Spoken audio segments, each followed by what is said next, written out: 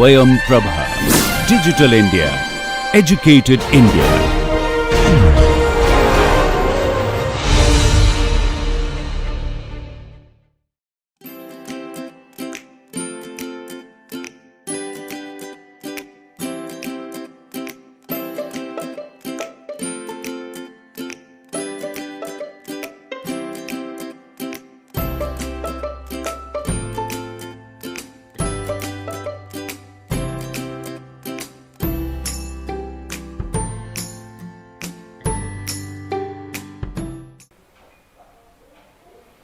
So, last class I have discussed about different shear failures, and then the Tazaki's bearing capacity equation, and then how we can use the Tazaki bearing capacity equation for local shear failure, because originally it is developed for general shear failure.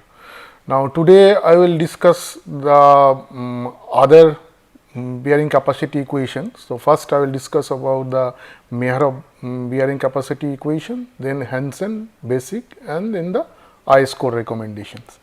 So, the second bearing capacity equation, before that I have also discussed the Skempton bearing capacity equation, but that is applicable only for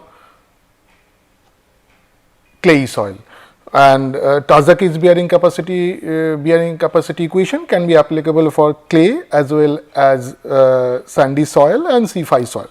So, but in Tazaki's bearing capacity equation, the load is considered perfectly vertical and there is no eccentricity. That means load is acting at the center of the footing, but sometimes footing can be load can be eccentric as well as can be inclined. So, there is no provision to include those effect into the Tazaki's bearing capacity equation, but and then the Mehrab has developed a bearing capacity equation where we can include these options. That means, we can include the effect of inclined load, we can include the effect of eccentricity into the bearing capacity equation. In addition to that, in Mehrab bearing capacity equation, we can include the shape effect of the footing, we can include the depth effect of the footing also.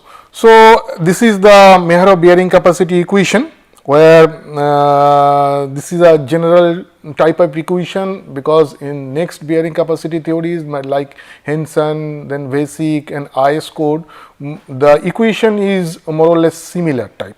So, this equation C NC similar to the C is the cohesion of the soil, NC is the bearing capacity factor, then Q0 is the gamma into DF, and NQ is also bearing capacity factor, N gamma is also bearing capacity factor. B is the width of the foundation, but here SC, DC, IC or AS, DI, these are different factors. So, AS is the shape factor, D is the depth factor, and I is the inclination factor.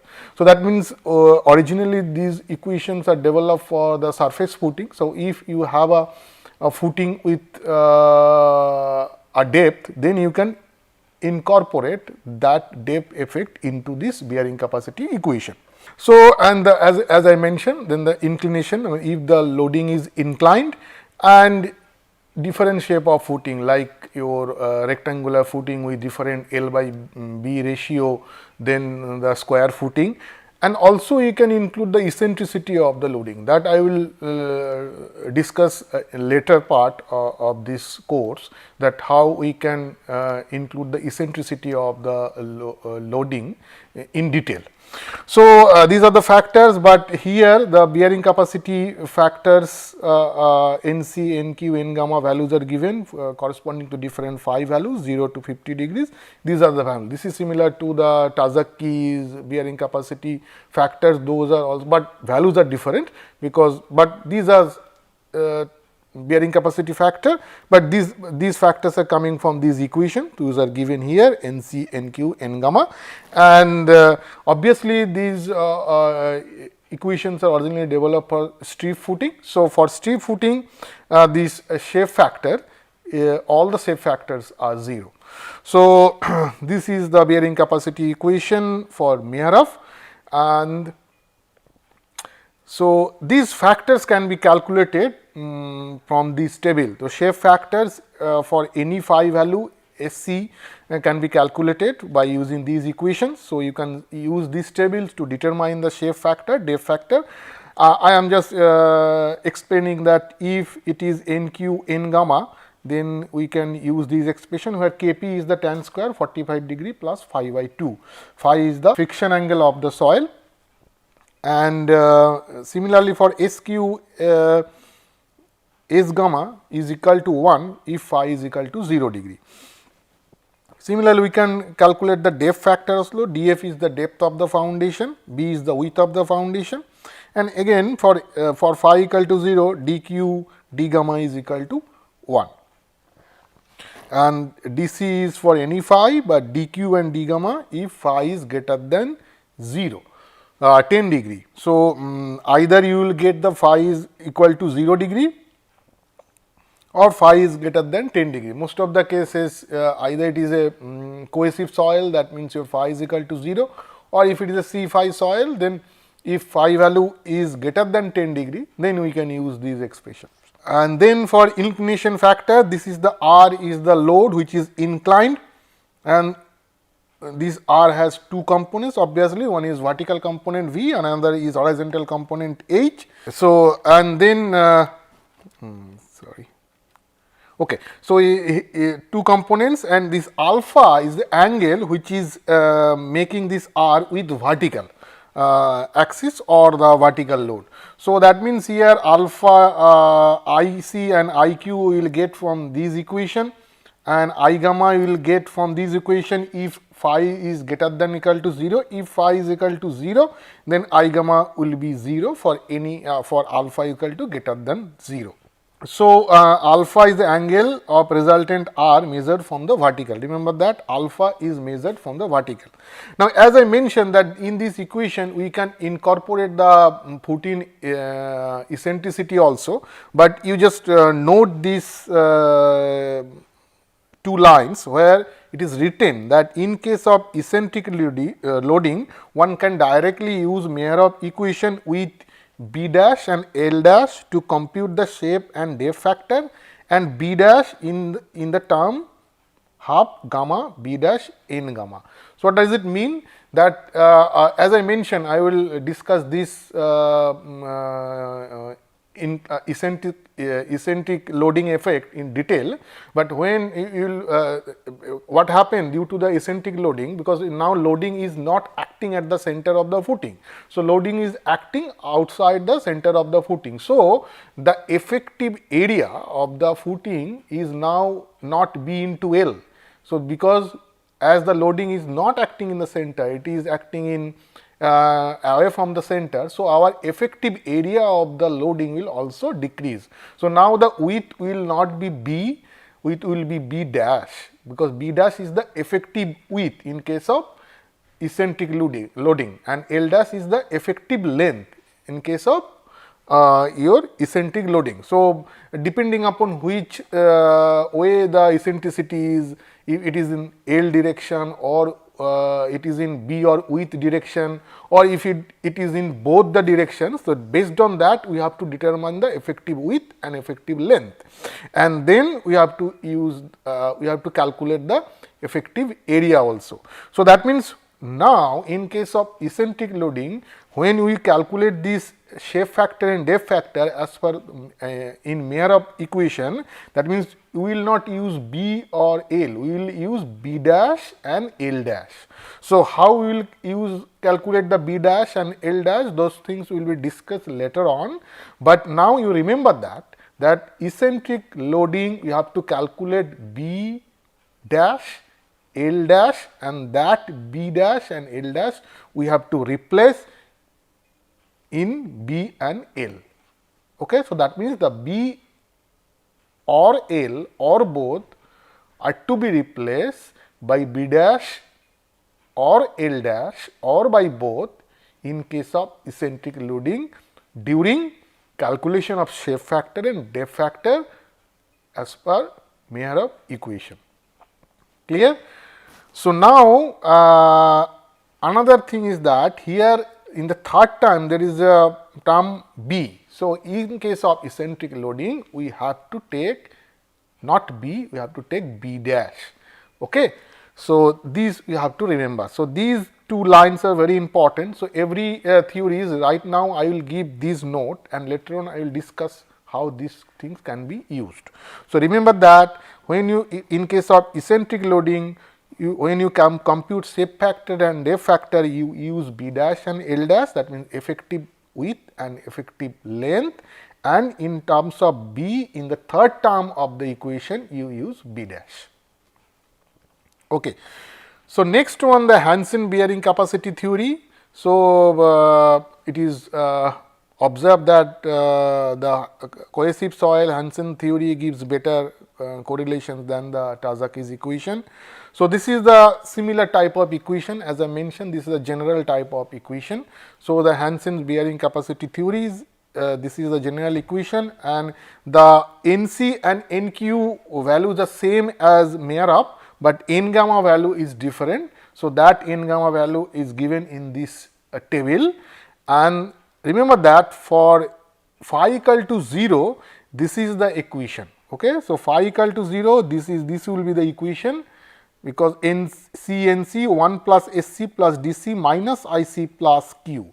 Okay. So, in previous equation it is Q 0 is mentioned, here it is Q, but both the cases either it is Q or Q 0, it is gamma into DF, that means that surcharge. So, now here we can determine the shape factor, depth factor and inclination factor as per the Hansen's bearing capacity equation. So, shape factor you can use by this equation. Now, if SC equal to 0.2 B by L for phi equal to 0, for phi greater than 0 we will use this equation. Okay. Similarly, we can calculate SQ and S gamma, and remember that the S gamma should be always more than 0.6. So, if S gamma is coming say less than 0.6, then we have to use 0.6, remember that. If it is coming more than 0.6, then the actual value we can use, we have to use, but if it is coming less than 0.6, then we have to use 0.6. And for DC, if phi equal to 0, then 0.4 into K. What is K? K is dF by B, if dF by B less than equal to 1, and if it is greater than 1, then K is equal to tan inverse dF by B, and remember that K is in radian. Okay. And similarly, dq also we can calculate by using these expressions. Similarly, we can calculate K if it dF by B less than 1 and if dF by B greater than 1, less than equal to 1 or greater than 1. Based on that, we have to select the K similar to DC, and d gamma is always 1 for any phi value.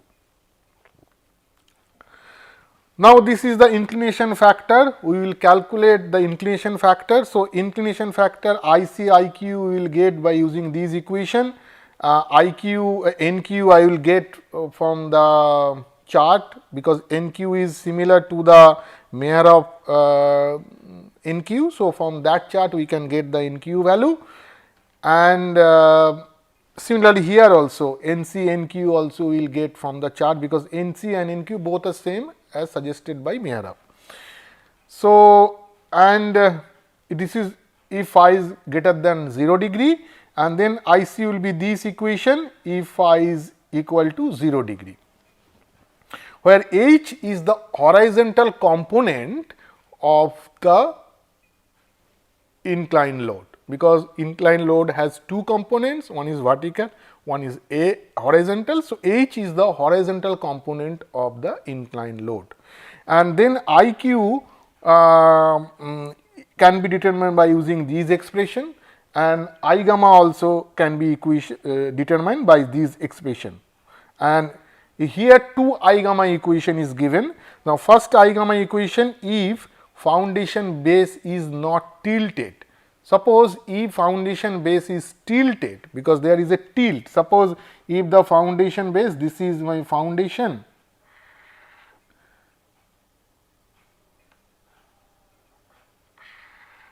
okay. So, this is a foundation and this is the surface, and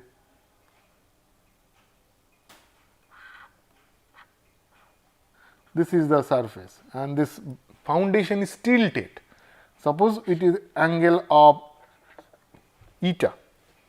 So, that means the foundation base is not perfectly horizontal. So, first I gamma expression we can use is foundation base is horizontal, but second I gamma equation we will use if foundation has tilted base with a angle eta.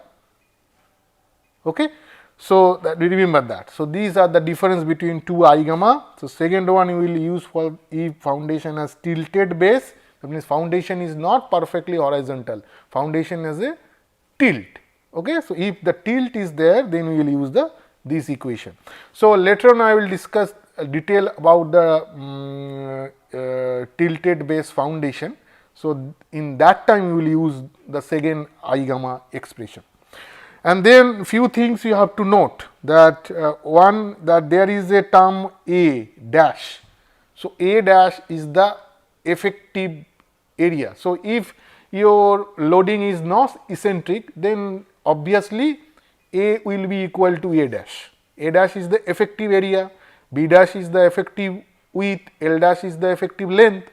So, if loading is acting perfectly at the center, then A will be equal to A dash, or B will be equal to B dash, or L will be equal to L dash. But if there is eccentricity, then you have to calculate the A dash, L dash, B dash, and then we have to calculate the A dash. A dash will be obviously will be equal to B dash into L dash. Okay. So, that A dash we have to use. And there is a term Ca. If there is a cohesion is there in the soil, then Ca basically the adhesion. Okay. So, that adhesion I can calculate, multiply adhesion factor 0.621 times the base cohesion. Suppose base cohesion as a value of 20 kPa. So, the Ca value will be, if I take in between 0.621, that means 0.7 say. So, that means the Ca will be 0.7 times of that cohesion 20. So, that will be 14.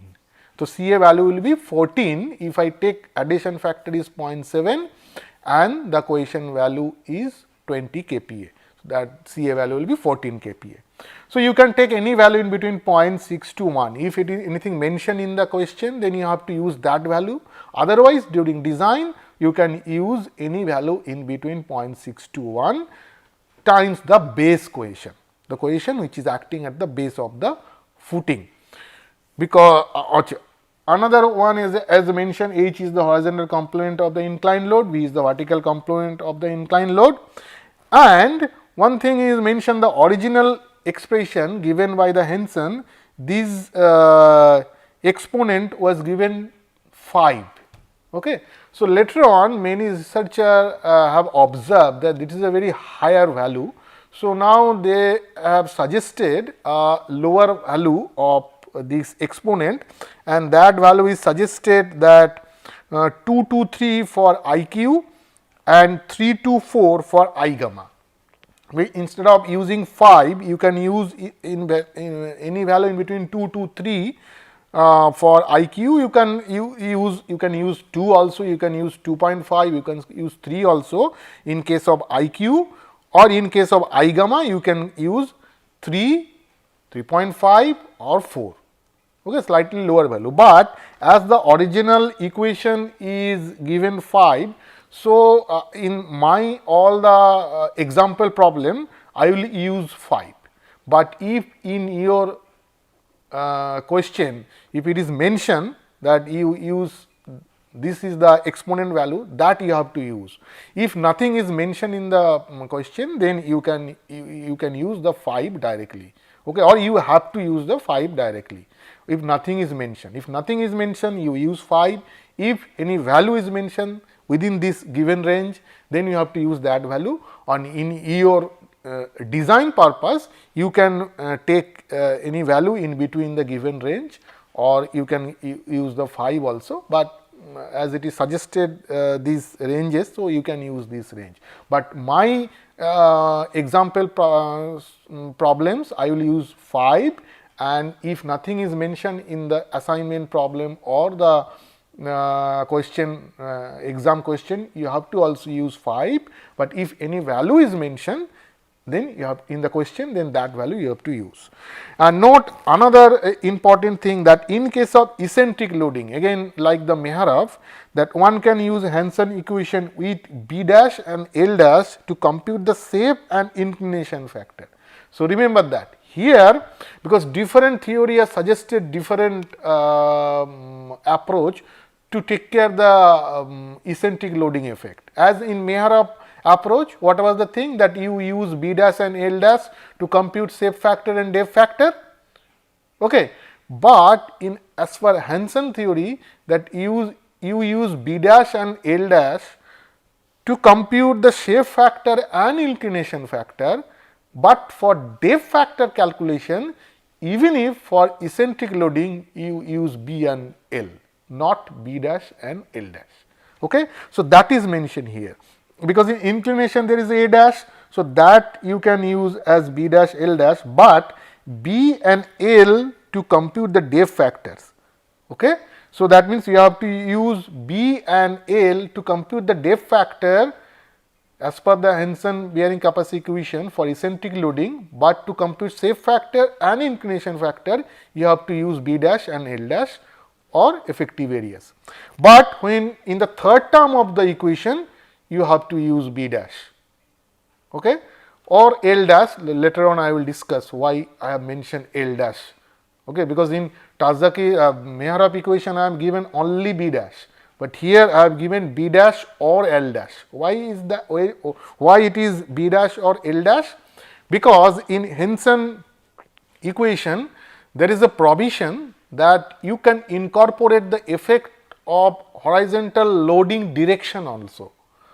What does it mean? That in Meharov equation the only angle is given, that means this load can act towards the width direction and towards the length direction also. For example, that if loading is acting parallel to the width, okay, horizontal load, because if inclined load has 2 components, but in a Meharov equation that angle is only given, so you can calculate the angle and you can put it. So, there is no provision to incorporate that which direction the horizontal load is acting. Vertical load will always act vertically, but horizontal load will act horizontally, but there is a provision that it can act parallel to the length or it can act parallel to the base width also. So, that provision can be incorporated in Hansen's equation and basic also. So, remember that that is also advantage is that if you have a loading direction is specifically mentioned, then you can use the Hansen equation, you can use the basic equation, you can also use the Meharov equation, because if the vertical load and the horizontal load are given, you can calculate the resultant and you can calculate the angle on which the load is acting with the vertical, and you can use the Meharov equation. But in Hansen equation, that specifically if the horizontal load is parallel to length or parallel to width, that can be incorporated into the equation. So, that is why it is, if the loading is parallel to L, then we have to actually check both the conditions, that means taking B dash as well as L dash. So, I will explain these thing what I have discussed right now to an example problem, then you will find that how this thing can be incorporated in Hansen's equation. So, that means this is the these things, the only difference is the depth factor. When you calculate, you put B and L, not B dash and L dash, but for other factors and the third term, use the effective length or effective width or effective area in case of eccentric loading in Hansen's equation. Now, this is the basic bearing capacity theory, which is similar to the Hansen's bearing capacity theory. This is the again the general equation, but the NC value and NQ value we will get as per the Meyer equation, but again N gamma is different. So, this is the N gamma table.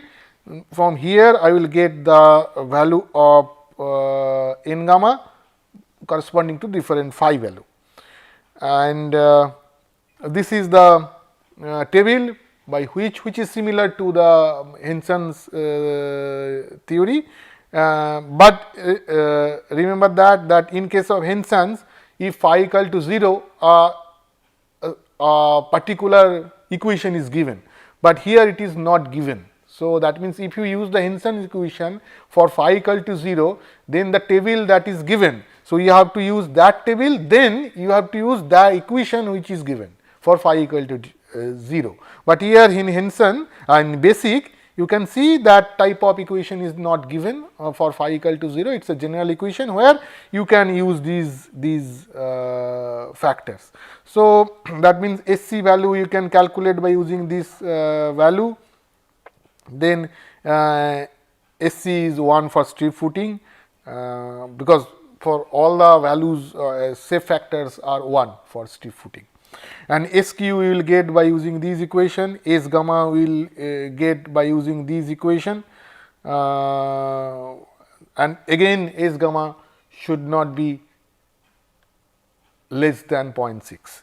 Okay. And DC, because as there is no option for phi equal to 0 case, so it is a general equation for any phi, and that is similar to the Hansen, that if phi for DC we can use by using these expression by for any phi, if two cases, one is if df by b less than equal to 1, another if df by b greater than equal to 1. Okay. And then dq I will get from this equation, and d gamma is 1 like Hansen. But again when I calculate the when I calculate the these factors for eccentric loading, you can see, but here as per basic recommendation you use B and L when you calculate shape factor and depth factor both for eccentric loading. Okay. So, that means you have to use B and L, not B dash and L dash, to compute the shape factor and depth factor in case of eccentric loading in the basic bearing capacity equation. Remember that. Now, this is the inclination factor. So, this is phi equal to 0 case, and this is first one is the phi greater than 0 case, and then IQ I gamma. So, we can use by using these two equation. A dash is same as effective area, CA is same as 0.6 to 1 times the base cohesion CA value, and this is the phi is the friction angle, but M value you will calculate this by these conditions. So, again like Hansen, here also if the horizontal component of the inclined load if parallel to B or L or both, that effect can be incorporated here. Okay. Now, M will be MB when H, horizontal component of the inclined load, is parallel to B. Okay. If it is parallel to width, then we will use this equation, M will be MB. Now, if it is parallel to L, then M will be ML. Okay. If it is parallel to both, then you have to calculate MA and ML and MB, then you use the MB square plus ML square to the power root. Okay. Then that will be the M. So, this clear, and another thing that again you use B and L, not B dash and L dash to compute M. Okay. So, that means in Henson's expressions, if you see the Henson's expression, expression that parallel to B or L case is not directly incorporated in these factors, not in the shape factor, depth factor, not in the inclination factor. It is mentioned H. Okay. So, that can be either horizontal parallel to B or parallel to L, but specifically it is not mentioned. So, later on I will explain how that effect can be incorporated. Okay. But in case of basic, that effect is incorporated in inclination factor determination. Okay. Because when you calculate the M will be MB if H is parallel to B, M will be ML if H is parallel to L. If they are parallel to both, then I mean both HB and HL. HB means horizontal load parallel to B, HL means horizontal load parallel to L. Both are acting, then your M will be root over MB square plus ML square. Again you have to calculate MB and ML and then you calculate the M. But again remember that when you calculate these things for eccentric loading, do not use B dash and L dash during calculation of M. Use B or L. So, that thing is again this note is mentioned. You have to use B and L during calculation of M, not B dash but L dash, but you have to use effective area A dash. Okay. That will be effective area A dash during calculation of IQ and I gamma. So, A dash will be the effective. So, that means when you calculate depth factor and shape factor as per basic, use B and L. When you calculate M, use B and L, but when you use this A, you use the effective area. And in the third term of the equation, you use B dash. Okay. So, you use B dash. So, this is the difference. All these three cases, the three theories that I have discussed, that in the third term you have to use B dash, I mean effective for all the cases, but for Mehrab all the factors will be calculated by using B dash L dash, but basic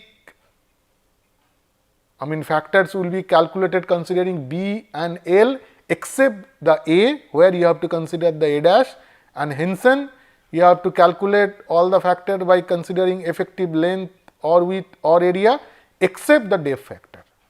Clear? Okay.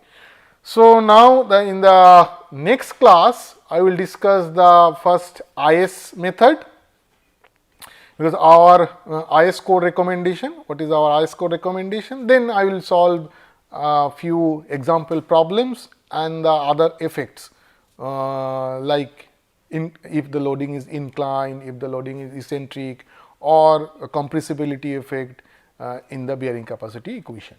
Thank you.